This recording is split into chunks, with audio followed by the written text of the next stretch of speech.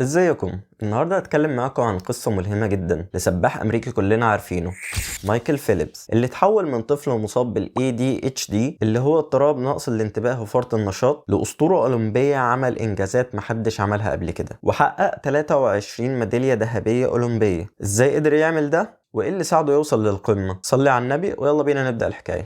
مايكل فيليبس اتولد سنة 1985 في مدينة بالتيمور في ولاية ميريلاند في أمريكا. من وهو صغير ما كانش طفل طبيعي لحد ما أمه شكت في الموضوع، وساعتها اكتشفوا إنه عنده ال ADHD وهو عنده 7 سنين بس، وكان ده بيخليه صعب يركز في المدرسة ودايما مش قادر يقعد هادي لفترة طويلة. بس مامته ديبي فيليبس كانت دايما وراه وبتدعمه، ولما شافت إنه محتاج حاجة يطلع طاقته فيها قررت تدخله دروس سباحة وهو عنده 7 سنين، واللي ساعتها كان كل هدفها من الموضوع ان هي تديله حاجة يفرغ طاقته فيها، وما كانتش تعرف انها تكون هي دي الحاجة اللي هتخليه مشهور وتبقى هي مستقبله. السباحة كان الوقت الوحيد اللي مايكل بيحس فيه بالراحة والحرية. تحت المية كان بينسى كل حاجة ويركز بس في اللي بيعمله، والمدربين بتوعه لاحظوا عليه بسرعة ان هو موهوب يجي منه، وكان عنده قوة وسرعة في السباحة مش طبيعية بالنسبة للي في سنه. بالنسبة لمايكل السباحة كانت طريقته عشان يركز ويهدي دماغه، ما يكونش المشكلة على قد ما يكون هو الدافع اللي بيخليه يحب يتدرب. وبدأ يتدرب مع المدرب الأسطوري بوب بومان اللي شاف فيه إمكانيات كبيرة. وهو عنده 15 سنة مايكل قدر يشارك في أول أولمبيات ليه في سيدني سنة 2000، وكان أصغر سباح أمريكي يشارك في الأولمبيات من 68 سنة.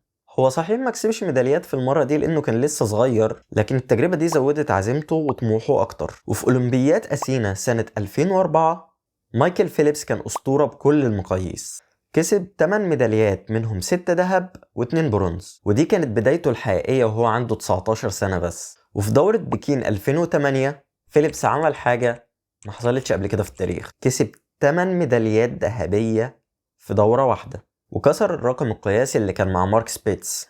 مايكل كان مختلف مش بس عشان موهبته، لكن كمان بسبب التزامه الشديد. كان بيتمرن 6 ساعات يوميا ل6 أيام في الأسبوع، وبيرتاح يوم واحد بس، والنظام ده كان محافظ عليه وماشي عليه مظبوط جدا عشان يقدر يحقق كل أحلامه. بس ورا كل النجاحات دي مايكل كان بيواجه مشاكل نفسية. بعد أولمبيات لندن 2012 مع إنه كسب 4 ميداليات ذهب و2 فضة، بس بدأ يكون عنده اكتئاب وقلق، وقرر ياخد فترة راحة من السباحة لكنه ما استسلمش، وقرر يتعالج ورجع لطبيعته.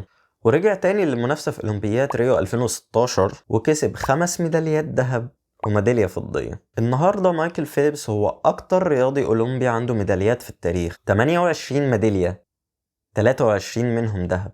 وحاليا هو متحدث وداعم للصحة النفسية، واستضافوه كمعلق في أولمبياد باريس 2024. فيليبس مشواره كان مليان تحديات، لكنه دايما كان بيقدر يتغلب عليها بالإصرار والجهد. هو ما خلاش ال ADHD يقف في طريقه، بالعكس ده خلاه الدافع اللي بيوصله لحلمه. قصة مايكل فيليبس بتعلمنا ان حتى لو انت بتواجه مصاعب كتير والمصاعب دي بتعمل لك تحديات، لما تتغلب عليها هتكون انسان احسن واقوى. فخليك دايما فاكر ان الارادة والالتزام ممكن يخلوا المستحيل حقيقة. لو عجبك الفيديو ده اتفرج على قصة صاحب مطعم البيك من هنا وازاي بقى اشهر مطعم في العالم العربي. كان معاكم مستا، وسلام.